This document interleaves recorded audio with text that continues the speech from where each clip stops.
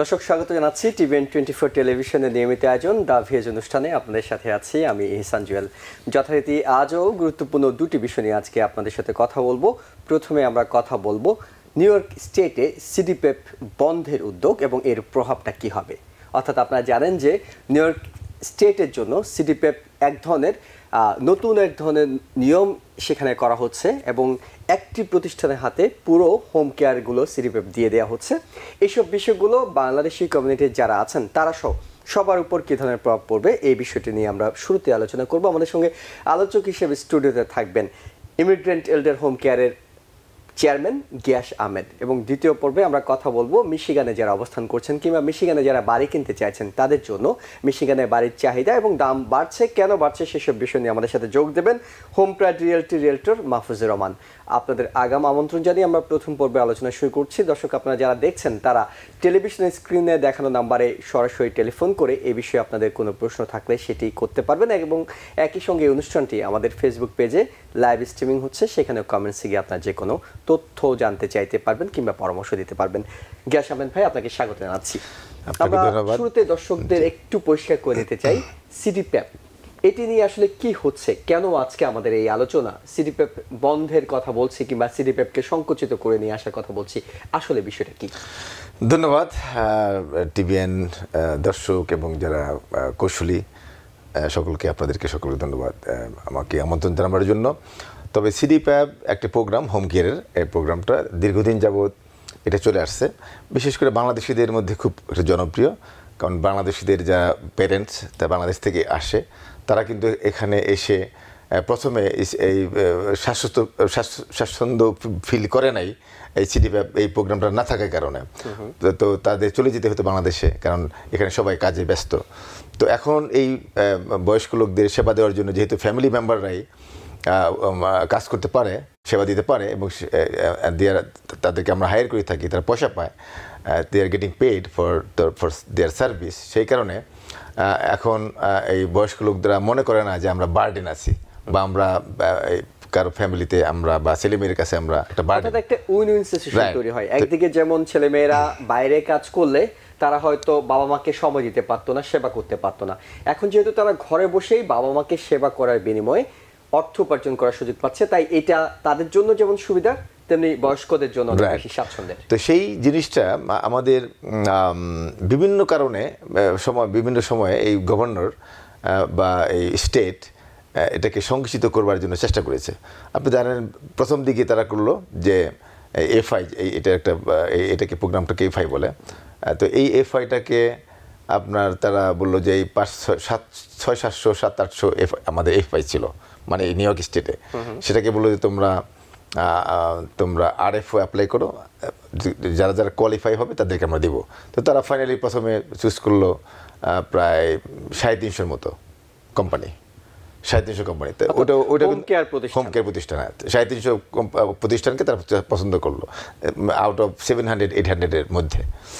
তো সেটাও কিন্তু 1-2 বছর চললো, অনেকে কেস করেছে। তারপরে তারা আবার আরেকটা প্রোগ্রাম করলো যে না আমরা আরও ছোটো করবো। তো সেই ছোটো করতে গিয়ে তারা মাত্র 65 মতো কোম্পানিকে তারা চুজ করলো। তো সেটাও কিন্তু কার্যকরী হচ্ছে না। তো এখন এর মধ্যে আবার তারা বলছে না আমরা একটা কোম্পানিকে আমরা দেবো এই টোটাল এই নিউ ইয়র্ক স্টেটের যত যত ক্লায়েন্ট আছে সবাইকে একটা কোম্পানি আন্ডারে যেতে হবে। তো কেন এটা করছে? প্রথমত তারা মনে করে যে এটা করলে তাদের স্টেটে অনেক টাকা সেভ হবে। এখন তারা অনেক বেশি টাকা দিচ্ছে। যেমন অনেক সময় আমাদের একটা গাইডলাইন আছে স্টেটে যে $21 $21.09 এটা হলো পার আওয়ার আমাদের দিতে হবে, কিন্তু অনেকে পাল্লাপাল্লি করে কিন্তু বেশি দিচ্ছে। আবার যারা কনজিউমার, যারা পেশেন্ট বা কেয়ার গিভার, তারাও কিন্তু বার্গেনিং করে, বিভিন্ন কোম্পানিকে কল করে। তো এর ফলে হচ্ছে কি অনেকে আরও বেশি দিচ্ছে। তো যখনই $21 উপরে বেশি দিচ্ছে কোম্পানিগুলি, তো অবশ্যই তাকে অনিয়ম করতে হবে, তাকে 2 নম্বরই করতে হবে, তাকে হয়তো এদিক সেদিক করতে হবে। তো এদিক সেদিক করতে গেলে কমপ্লায়েন্স মেনটেন হচ্ছে না, অনেক কিছু আমি ডিটেলসে যাচ্ছি না। অনেকে যখনই আমি যদি $1 লাভ না করতে পারি তাহলে তো আর আমি ব্যবসা করবো না। তো সেই কারণে তারা বিভিন্ন অসৎ উপায়ে এই এজেন্সিগুলি অনেক পাল্লাপাল্লি করে করছে। তো এটা একটা এই রিজন যে তারা বলছে যে আমরা প্রত্যেকটা কোম্পানিকে কোম্পানির পিছনে আমাদের লোক নিয়োগ করে ইনভেস্টিগেশন করবার আমাদের এত মানে সময় নেই, আমাদের এত বাজেট নেই। তো সেই কারণে আমাদের হোম কেয়ারে যারা এই বেশি মানে পাল্লাপাল্লি করে বেশি দাম দিচ্ছে, বেশি রেট দিচ্ছে এবং কমপ্লায়েন্স মেনটেন করতেছে না, অনেক সময় দেখা যায় আমরা একটা কড়াকড়ি করলাম যে এটা দিতে হবে, তো আমাদেরকে বলে অন্য কোম্পানি তো এটা চাচ্ছে না, আপনারা কেন এগুলো চাচ্ছেন? আপনাদের এই ক্লায়েন্টরা চলে যাচ্ছে অন্য কোম্পানি যাচ্ছে, কোম্পানি অনৈতিকভাবে কিংবা বলা যায় বা লোভ দেখাচ্ছে, রাইট, এবং তারা কমপ্লায়েন্স মেনটেন করে না।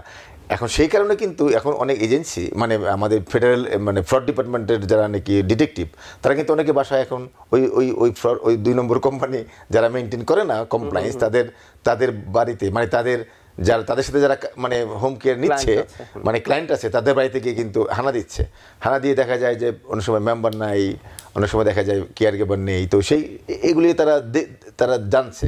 এবং অনেক সময় দেখা যায় টাইমশিট, আমরা অনেক সময় বলি যে আমরা টাইমশিট এখন এলাও করার নিয়ম নাই, আমাদেরকে ক্লক ইন ক্লক আউট করতে হবে। আমরা যখন চাপ দিই আমাদের অফিস থেকে, দেখা যায় আরেক জায়গায় চলে যাচ্ছে। তো এই যে অনিয়মগুলি কিছুটা তারা তারা দেখছে যে হোম কেয়ার এত 600-700 কোম্পানি আছে এখন, সেগুলিকে আমরা মেনটেন করতে পারছি না।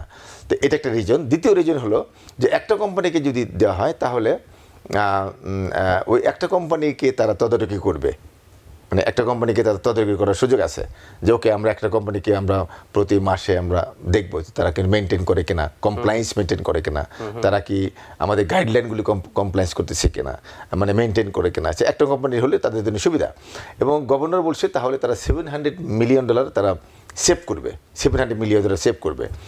কীভাবে সেভ করবে? যেমন তারা হয়তো $17 তারা দিবে, আমরা ওয়েস্পারিটি সহ $21 দিচ্ছি, এটা হয়তো তারা কাট করতে চাচ্ছে। ওই বাজেটও কমে যাচ্ছে, বাজেটও হ্যাঁ ওটা কমে যাচ্ছে। তারপর তারা বলছে যে এই আমরা যে মানে ফ্যাসিলিটি অন্যান্য সুযোগ সুবিধাগুলি আমরা দিচ্ছি, যেমন একজন কেয়ার গিভার আমাদের কাছে আসলে, আমাদের অফিসে আসলে আমাদের ল্যাঙ্গুয়েজে কথা বলে যে কোনো সময় আমরা তারা হেল্প করি। আমরা একটা পে স্ট্যাপ চাচ্ছে আমরা সঙ্গে সঙ্গে দিচ্ছি, বা একটা লেটার চাচ্ছে দিচ্ছি। কিন্তু একটা কোম্পানি যখন হবে তখন এটা মনোপলি বিজনেস হবে, তখন ক্লায়েন্টের আর দ্বিতীয় কোনো যাওয়ার সুযোগ নেই। অতএব ওখানে এই সার্ভিসটা পাবে না। কারণ এটা ইতিমধ্যে একটা কোম্পানি ক্যালিফোর্নিয়াতে এবং কানেকটিকাট এবং ম্যাসাচুসেটসেও তারা কিন্তু FI মানে একটা কোম্পানি। এটা একটু আপনার কাছ থেকে পরিষ্কার হয়নি, অর্থাৎ সেক্ষেত্রে স্টেটের পক্ষ থেকে যে বিষয়টি করা হচ্ছে, তারা একটা বেসরকারি কোম্পানিকে, আপনাদের মতোই বেসরকারি কোম্পানিকে দিচ্ছে, কিন্তু এখন যে 600-700 হোম কেয়ার আছে যাদের, তাদেরকে আর তাদের তদারকি করার বিষয় একটা কোম্পানির মাধ্যমে তারা ওই কাজগুলো করবে। সেই কোম্পানিটি কি আপনাদের মতো এজেন্টদেরকে হায়ার করার সুযোগ আছে, নাকি তারা তাদের লোক দিয়ে তাদের সব? না, এখন কিন্তু এটা এখনো আমরা জানি না যে কি হতে যাচ্ছে। যেমন একটা বিল পাস হয়েছে গত সপ্তাহে, একটা বিল পাস হয়েছে, মানে গভর্নর সাইন করেছে, তারা একটা কোম্পানিকে দিবে।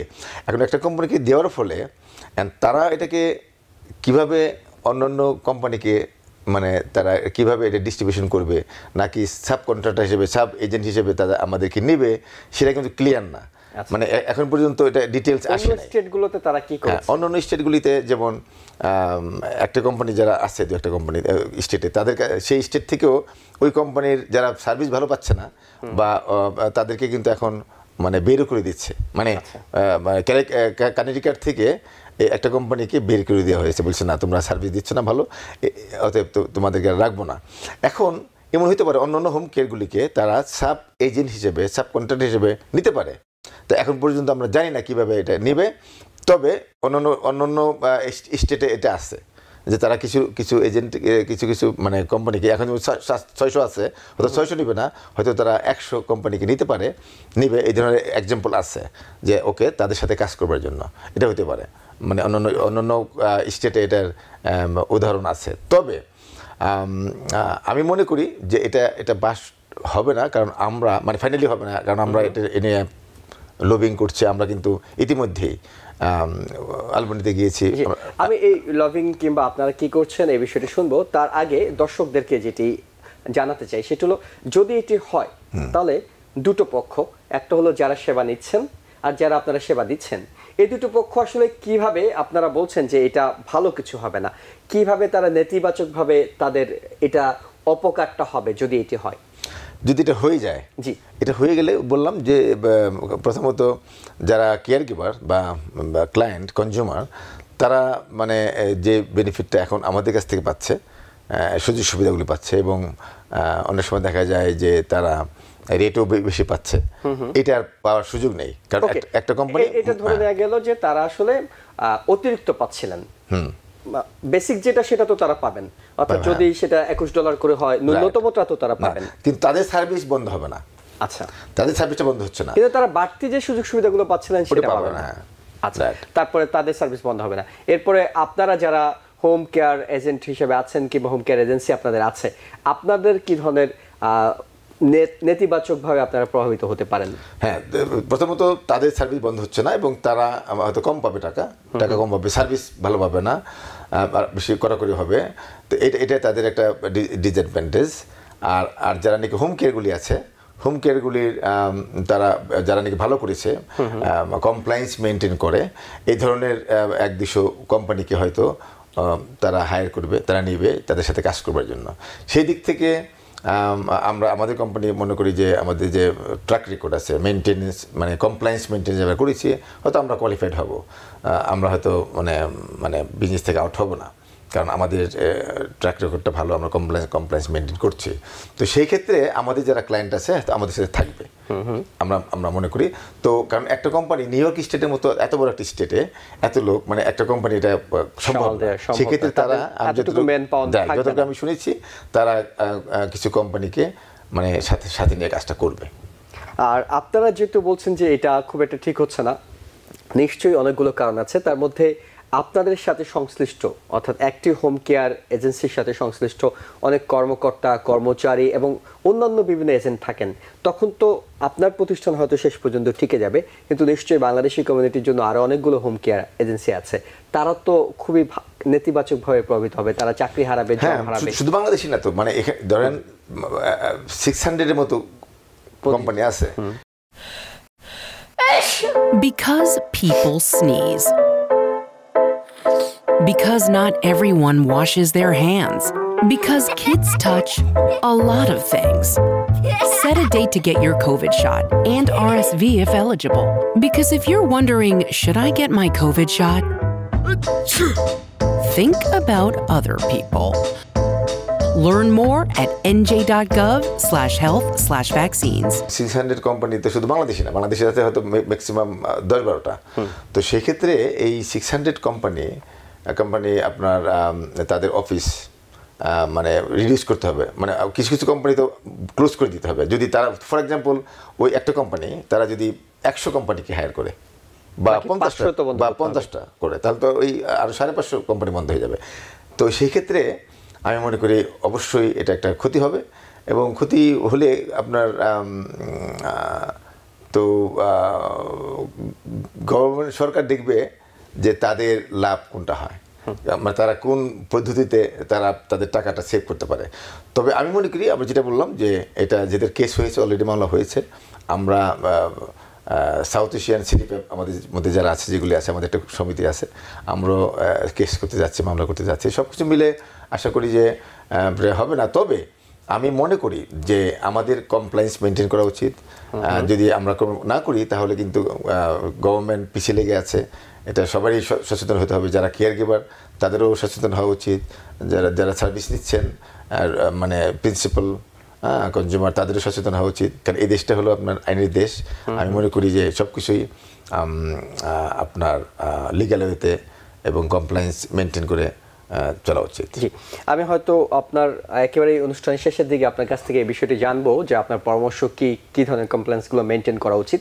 তার আগে যে বিষয়টি জানতে চাই সেটা হলো, আপনারা গভর্নরের এই উদ্যোগ কিংবা এই স্বাক্ষরের বিরুদ্ধে যারা বলছিলেন south Asian home care agency যারা আছে তারা আন্দোলন করে যাচ্ছিলেন, আপনাদের কর্মসূচিগুলো কি ধরনের, আপনারা কি ধরনের আন্দোলন করছেন, কিংবা এই বিলটিকে ঠেকিয়ে দেওয়ার জন্য, এই উদ্যোগটিকে ঠেকিয়ে দেওয়ার জন্য আপনারা কি করছেন?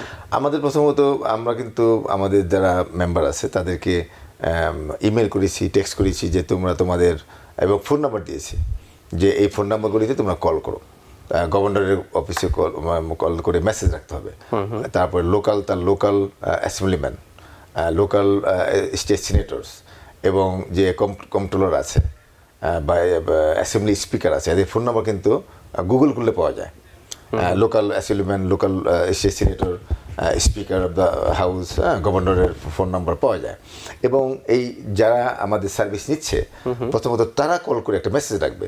সবাই যদি একটা মেসেজ রাখে যে আমরা we don't want to change our service or hour company, we are very much comfortable with them.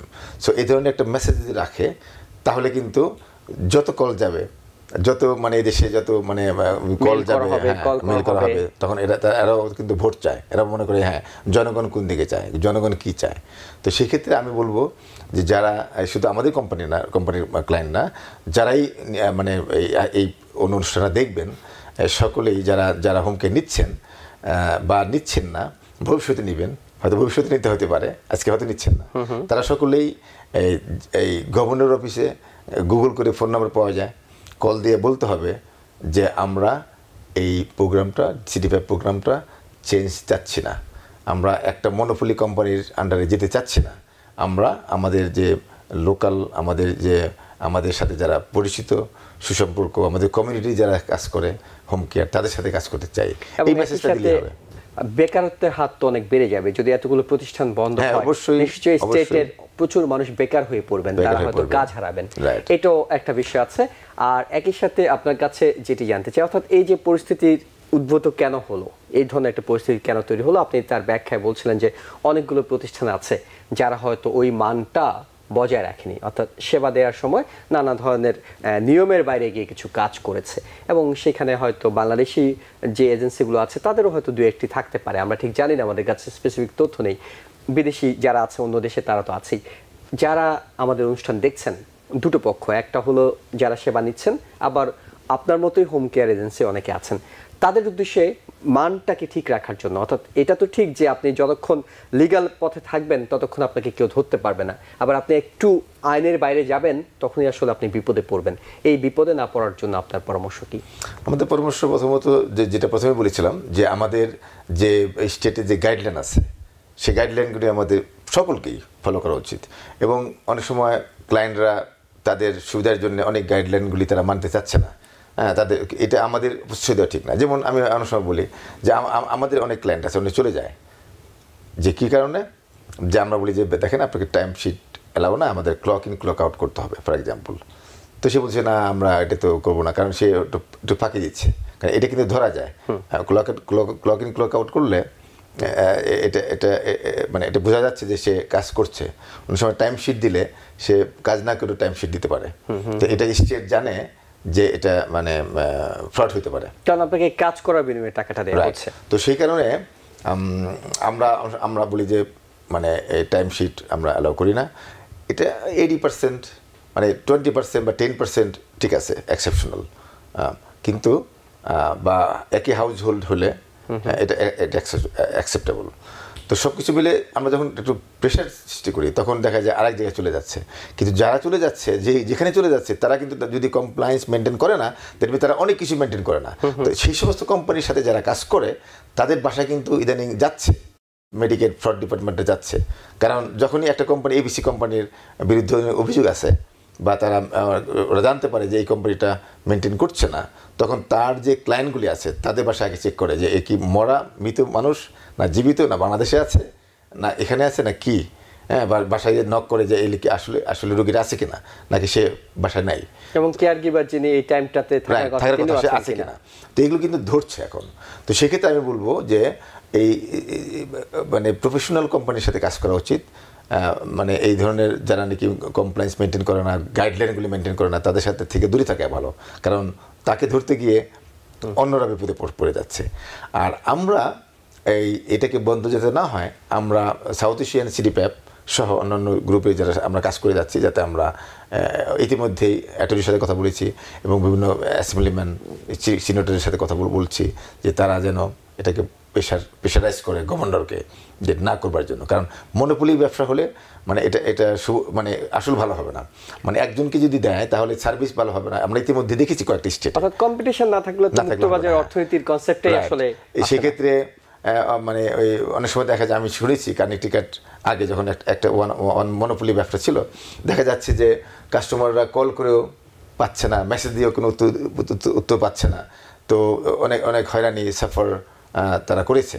সেদিক থেকে এই সার্ভিসটা অবশ্যই ভালো হবে না একটা কোম্পানির মাধ্যমে গেলে। আমি মনে করব যে আমরা মনে করি এটা যাওয়া ঠিক না।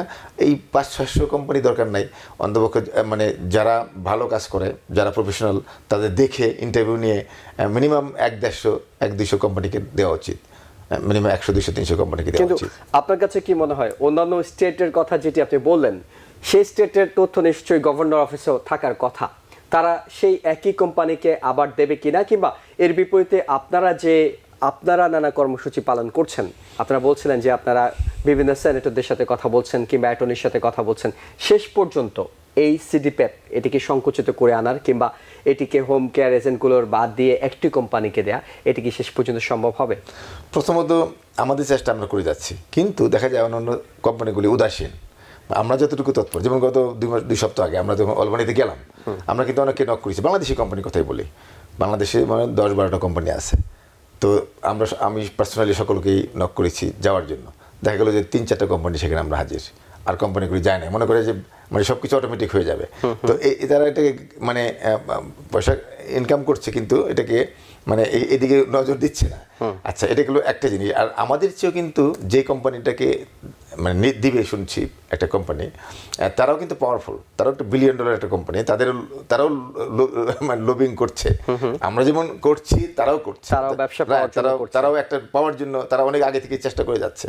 অতএব এখানে তারা গভর্নরকে কনভিন্স করেছে, তারা এখানে কন্ট্রোলার অথবা অ্যাসেম্বলি স্পিকারকে কনভিন্স করেছে, তাদেরও লোক আছে, আমাদের চেয়ে হয়তো তারা আরও বেশি স্ট্রং। তো সেদিক থেকে আমাদের বসে থাকবার সুযোগ নেই। আমি মনে করি যে যারা নাকি কনজিউমার, যারা এই সার্ভিসটা নিচ্ছে, তাদের আরও তৎপর হওয়া উচিত। তারা যদি মানে সবাই মনে করে হয় আমি না করলে কিছু আসে যায় না, অন্যরা করছে, হবে না। মানে অনেক সময় দেখা যায় আমরা বাংলাদেশের ভোট দিতে যাই না, ও আমি না গেলে কি হবে, অন্যরা তো যাচ্ছে। সবাই কিন্তু এই চিন্তাটাই করে। সে কারণে আমি মনে করি যারাই সার্ভিস দিচ্ছেন বা নিচ্ছেন, আগামীতে নেবেন, সকলকেই গভর্নরের অফিসে কল দেওয়া উচিত যে আমরা এই হোম কেয়ারের সিডিপ্যাপ প্রোগ্রামটা পরিবর্তন চাচ্ছে না, মনোপলি ব্যবসা আমরা চাচ্ছি না। আমরা জানি অন্যান্য স্টেটে এটা মানে মনোপলি ব্যবসার কারণে তারা সার্ভিস ঠিকমতো পায়নি।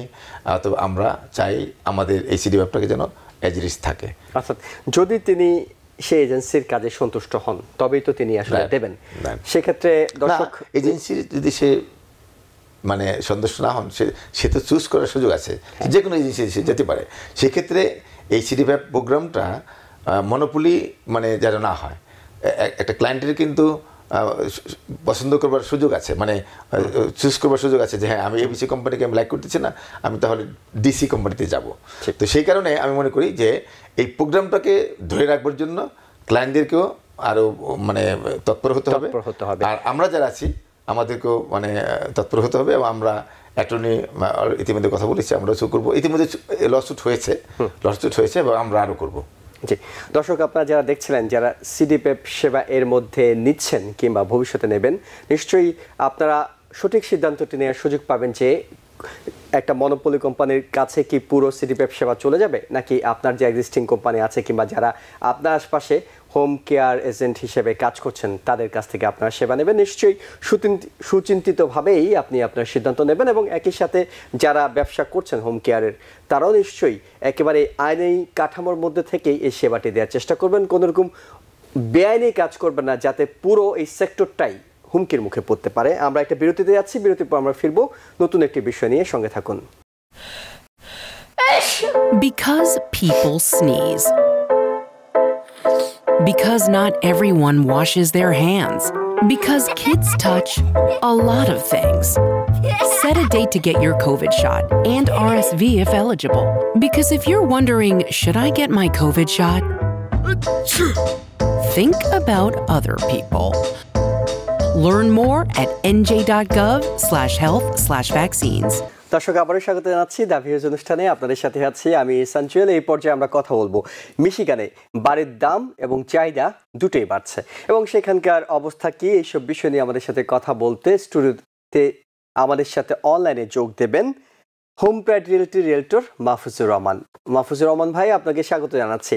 আমরা জানি যে মিশিগানে ক্রমে এই বাড়ির চাহিদা বাড়ছে এবং মিশিগানের বাংলাদেশি কমিউনিটির সংখ্যাও কিন্তু দিনে দিনে বাড়ছে, কারণ অনেকেই নিউ ইয়র্ক থেকে হয়তো মিশিগানে শিফট করছেন কিংবা অন্যান্য স্টেট থেকে আসছেন এবং সেখানকার যেহেতু কাজের সুযোগ সুবিধা বাড়ছে তাই সেখানে মানুষজনের সংখ্যা বাড়ছে, বাংলাদেশিদের সংখ্যা তো বাড়ছেই। তাই আপনার কাছে শুরুতে যে বিষয়টি জানতে চাইবো, গত কয়েক বছরের তুলনামূলক একটি চিত্র যদি আপনি দেন যে মিশিগানে বাড়ির দাম আগে কেমন ছিল, বর্তমানে কেমন, চাহিদাটাও কেমন বেড়েছে? আসসালামু আলাইকুম। প্রথমে ধন্যবাদ জানাচ্ছি আপনাকে জুয়েল ভাই, আমাকে মিশিগান থেকে সংযুক্ত করার জন্য, এবং আপনারা যারা টিভিএন 24 দেখছেন সবাইকে অভিনন্দন। সো মিশিগানে আমাদের দিন দিন প্রাইস বেড়েই চলতেছে। আপনার গত দুই থেকে 3 মাস আমরা যদি আপনার লাস্ট 3 মান্থে আমরা যদি স্ট্যাটিস্টিক্স দেখি, তাহলে আপনার 42 থেকে আপনার 48% পর্যন্ত আপনার প্রাইস বৃদ্ধি পাইছে। এটার মেইন কারণটা হচ্ছে আপনার গিয়ে আপনার অনেক বায়ার ছিল যারা আপনার অনেক দিন ধরে বৈশা ছিল, যে আপনার আশা করছে যে ইন্টারেস্ট রেট কমবে। এটা একটা বিশেষ কারণ। আরেকটা কারণ হচ্ছে আপনার অন্যান্য স্টেট থেকে প্রচুর মানুষ আপনার মিশিগানে আপনার শিফট হচ্ছে আপনি ইদানিং। সো এইসব কারণে আসলে মিশিগানে আপনার দিন দিন বাড়ির দাম বৃদ্ধি পাচ্ছে। কেমন বৃদ্ধি পাচ্ছে, অর্থাৎ যে বাড়িটির দাম আগে কেমন ছিল, আপনি 3-4 মাসের কথা বলছিলেন, তো 3-4 মাস আগে কেমন ছিল, বর্তমানে সেটি কেমন এবং চাহিদাটা কেমন, মার্কেটে বাড়ির ইনভেন্টরি কেমন আছে, কেমন নতুন বাড়ি আসছে, সেই বিষয়গুলো জানতে চাই। হ্যাঁ, আপনার এখন বাড়ির যে আপনার মেইন যে আপনার রিজনটা হচ্ছে কি আপনার ইনভেন্টরির কারণে হচ্ছে আপনার বাড়ির প্রাইসটা এখন বেশি আপনার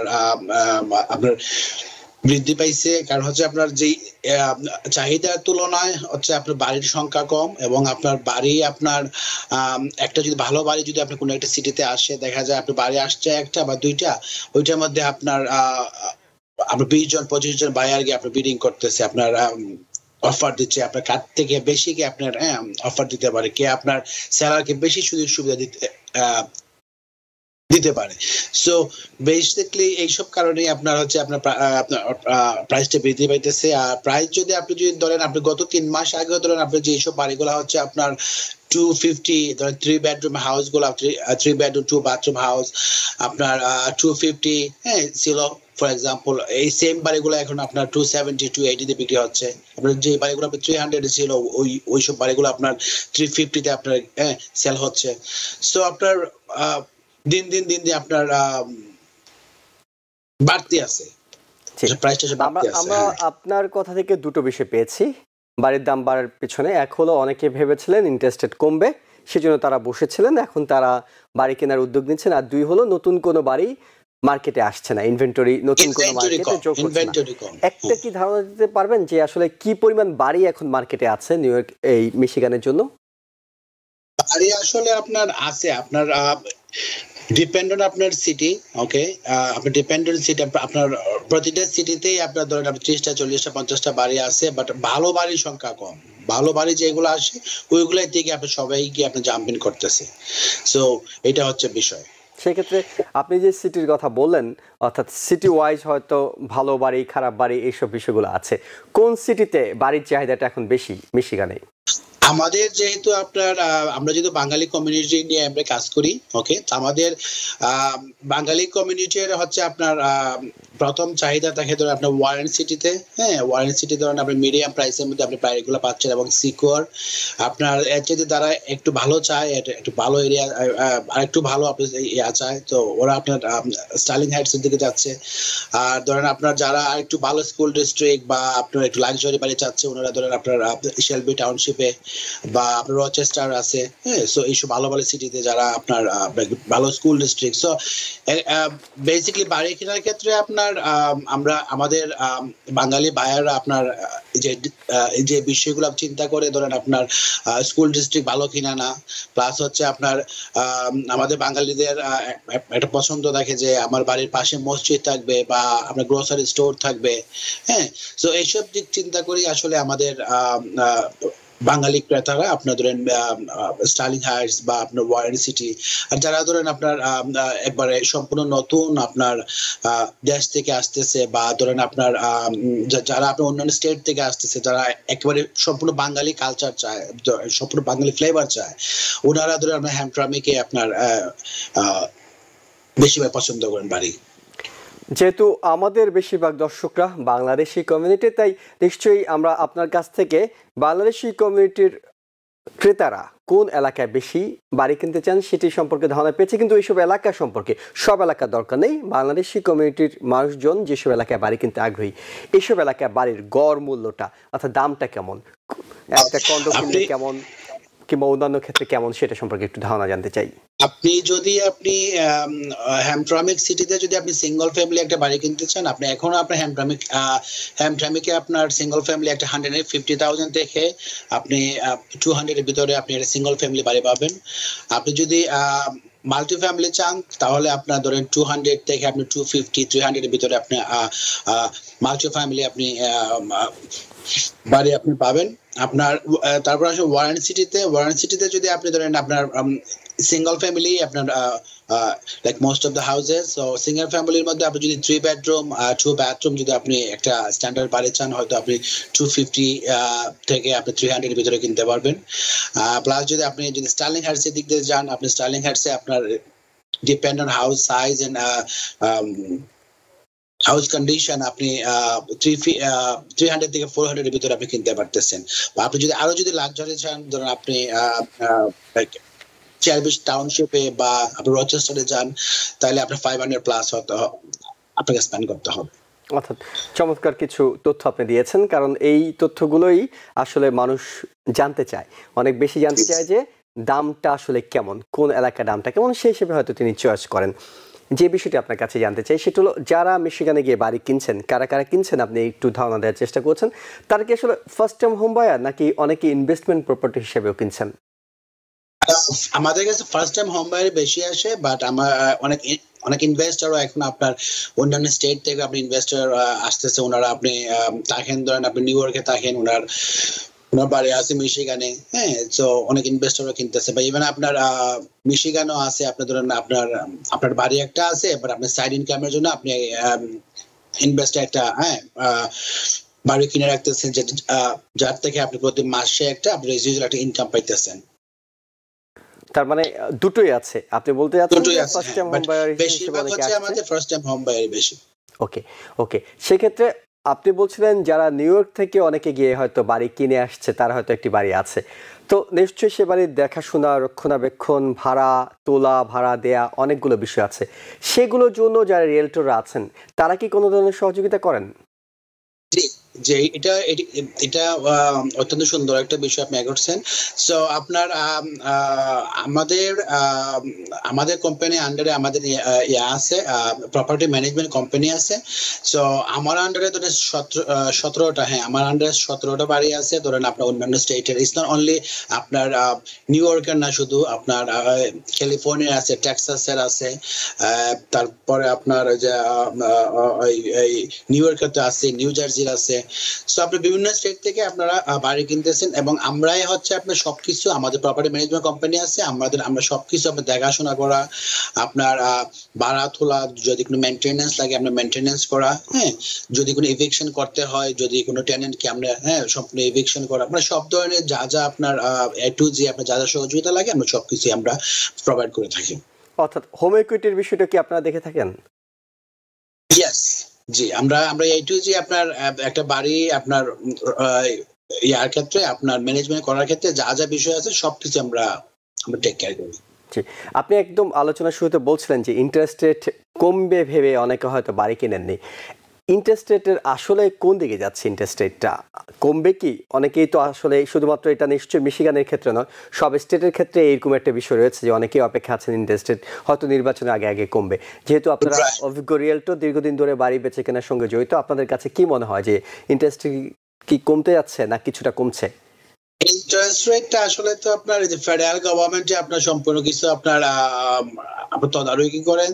সো এই ক্ষেত্রে আপনার যারা বলবো আমরা আসলে আমরা যারা আছি রিয়েলটর বা আমাদের সঙ্গে যারা আপনার মর্গেজ যারা মর্গেজ নিয়ে আপনার কাজ যারা করেন, আমাদের সবার একটা প্রেডিকশন ছিল যে আপনার জুন জুলাইয়ের দিক দিয়ে হয়তো একটা আপনার ইন্টারেস্ট রেট একটু ডাউন হবে, অ্যাটলিস্ট 6% নিচে চলে আসবে। বাট আনফর্চুনেটলি আপনার মে মাসের প্রায় অলমোস্ট লাইক আজকে 15 তারিখ আপনার অর্ধেক শেষ হয়ে গেছে, এখনো আপনার ইন্টারেস্ট 7-এর উপরেই আছে, 7 to 7.5 আপনার এভরিডে আপ ডাউন করতেছে। সো আমরা এখনো আশাবাদী, আমরা এখনো আশা করতেছি যে এইবার যেহেতু ইলেকশন ইয়ার, সো ইলেকশনের আগে অবশ্যই আপনার গভর্নমেন্ট চাবে একটা আপনার অ্যাটলিস্ট ভোট পাওয়ার জন্য, আর যাই কিছু মানে যে জন্যই হোক যে আপনার ইন্টারেস্ট রেটটা একটু আপনার নাগালের ভিতরে নিয়ে আসবে।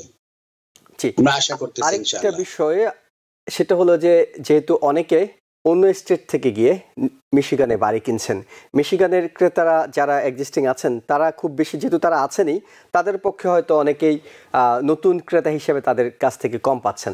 বাইরের স্টেট থেকে অনেক ক্রেতারা যাচ্ছে, কিন্তু তারা নিশ্চয়ই সময়ের বিষয়টা মাথায় রাখেন, অর্থাৎ তারা নিউ ইয়র্ক থেকে কিংবা নিউ জার্সি থেকে প্রতিদিন গিয়ে কিংবা মাসে কয়েকবার গিয়ে বাড়ি কেনার সব কিছু দেখাশোনা করা সম্ভব নয়। একেবারে যদি বাইরের স্টেট থেকে কেউ কিনতে চান, অ্যাপ্রুভাল থেকে শুরু করে ক্লোজিং পর্যন্ত আসলে সময়টা কেমন সময় লাগে? এটা হচ্ছে আপনার আমাদের একটা আপনার গড় যখন আমরা আন্ডার কন্ট্রাক্ট হয়ে যায় তখন আপনার অ্যাবাউট লাইক 4 to 6 উইকের ভিতরে আমরা ক্লোজ করতে পারি। বাট যেহেতু আমরা আমাদের আউট অফ স্টেট বায়ার, ওনাদের ক্ষেত্রে আমাদের একটু হার্ড টাইম যায়, কারণ হচ্ছে আপনি ধরেন ওনাদেরকে আমাদের বাড়ি দেখাইতে হয় ভিডিও কলের মাধ্যমে। হ্যাঁ, আমরা ভিডিও কলের মাধ্যমে ওনাদেরকে বাড়ি দেখাই, বাড়ি দেখানোর পরে যখন আমরা ইন্সপেকশন করি, বাড়ি যখন ইন্সপেকশন করি তাহলে আমরা ইন্সপেকশনের দিন আমরা সবসময় আমাদের আউট অফ স্টেটের বায়ারদেরকে বলি আপনারা আসেন, ইন্সপেকশনের দিন এসে আপনি নিজেরা দেখেন, ইন পার্সন দেখেন। ইন পার্সন দেখে যদি আপনার ভালো যদি না লাগে, আপনার still you have chance to back out, আপনি চাইলে আপনি বাড়িটাকে বাদ দিতে পারবেন। তো ইন্সপেকশন করানোর সময় আমরা সবসময় বলি আমাদের বায়ার দেখে আপনারা আসেন, ওনারা আইসা যদি দেখেন ইন্সপেকশন করার পর যদি সব ঠিক থাকে তাহলে আমরা উইদিন লাইক 4 to 6 উইকের ভিতরে আমরা একটা গোর আমরা ক্লোজিং করতে পারি। সো এই ক্ষেত্রে আপনার আউট অফ স্টেটে বায়ারদের ক্ষেত্রে আপনার যা আপনার সাহায্য সহযোগিতা দরকার হয়, আমরা এ টু জি আমরা সব ধরনের সাহায্য সহযোগিতা আমরা করে থাকি। আমরা জানি যে বিভিন্ন দেশেরই বিভিন্ন এলাকায় কিছু জায়গা আছে যেখানে ডাউন পেমেন্টের ক্ষেত্রে কিছু ছাড় দেওয়ার সুযোগ আছে, ছাড় পাওয়ার সুযোগ আছে। মিশিগানের এমন কোন এলাকা আছে যেখানে ডাউন পেমেন্টের ক্ষেত্রে কম ডাউন পেমেন্টে বাড়ি কেনা সম্ভব? ইয়েস, এটা হচ্ছে আপনার স্টেট ওয়াইজ আপনার স্টেট ওয়াইজ ডিপেন্ড করে, প্লাস সিটি ওয়াইজ আপনার রেকর্ডে। আমাদের ডিট্রয়েট সিটিটা আপনি জানেন একসময় অনেক ছিল, লাইক অর্থনৈতিক ভাবে অনেক সচ্ছল ছিল। এখন আমাদের সিটি অফ ডিট্রয়েট লাইক ভঙ্গুর অবস্থা, তো অর্থনৈতিক ভাবে অনেক দুর্বল আছে, এবং আপনার অনেক আপনার রেসিডেন্টই আপনি ডিট্রয়েট সাইডে চলে যেতেছে, কারণ ডিট্রয়েটের আপনার ক্রাইম রেট ভালো না, ক্রাইম রেট খুবই খারাপ। সো সিটি অফ ডিট্রয়েট চাচ্ছে যে মানুষকে একটু অ্যাট্রাক্ট করানোর জন্য, সো এর জন্য সিটি অফ ডিট্রয়েটে এখন একটা প্রোগ্রাম চালু করছে যে আপনি যদি সিটি অফ ডিট্রয়েটের আপনি হন, আপনি রেসিডেন্ট হন, এবং যদি আপনি সিটি অফ ডিট্রয়েটে বাড়ি কেনেন তাহলে আপনি আপ টু 25,000 পর্যন্ত আপনার একটা ক্রেডিট পাবেন। এটা হচ্ছে নন রিফান্ডেবল ক্রেডিট।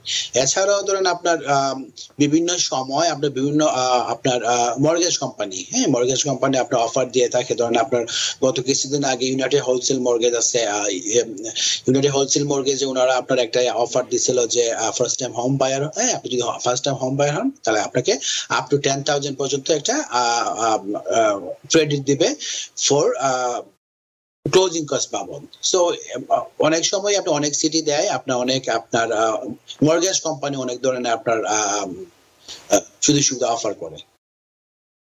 অর্থাৎ একেবারেই শেষ করে ফেলবো মাহফুজুর রহমান, সেটি হলো আপনার কাছে যে প্রশ্নটি দিয়ে শেষ করতে চাই সেটি হলো, অনেকেই ভাবছেন বাড়ি কিনবেন, অনেকেই পরিকল্পনার পর্যায়ে আছেন, অনেকেরই স্বপ্ন আসলে এটি, কিন্তু তিনি জানেন না কোথা থেকে শুরু করবেন, কোথা থেকে আসলে তিনি শুরু করবেন বলে আপনি পরামর্শ দেবেন?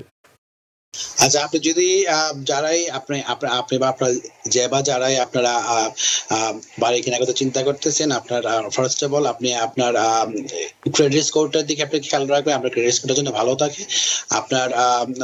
আপনার মর্গেজ পাওয়ার ক্ষেত্রে আপনার 2 ইয়ার্স এ কন্টিনিউ কাজ দেখো আপনার mortgage company. So make sure আপনারা যারা বাড়ি কেনার জন্য প্রস্তুত হচ্ছেন, আপনারা কাজটাকে স্টেবল করেন।